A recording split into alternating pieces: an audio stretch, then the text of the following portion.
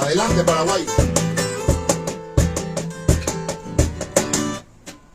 Por suerte sos de aquí, de este continente, de este mismo país, cerquita la ciudad. Voy en el 27, camino algunas cuadras y agarro un micro interno.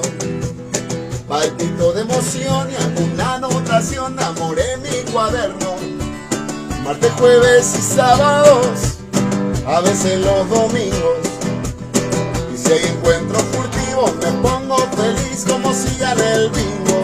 Mi amor, todo va a estar mejor, ya estoy estudiando para ser doctor. En mis ratos libres, administración, mientras hago un curso de computación.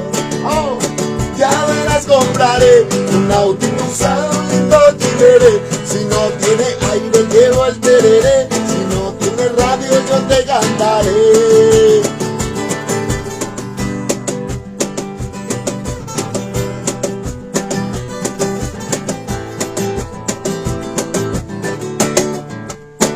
Ya me tengo que ir, entiendo a tu mamá.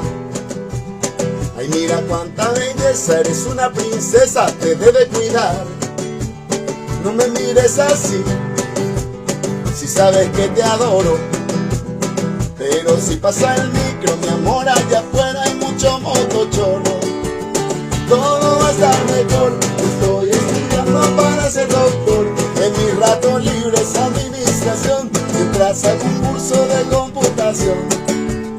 Ya verás, compraré un autito usado, lindo chiveré. Si no tiene aire, llevo el tereré. Si no tiene radio, yo te cantaré.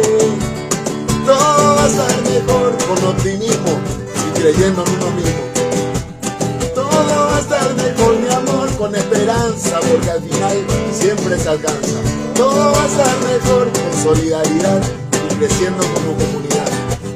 Todo va a estar mejor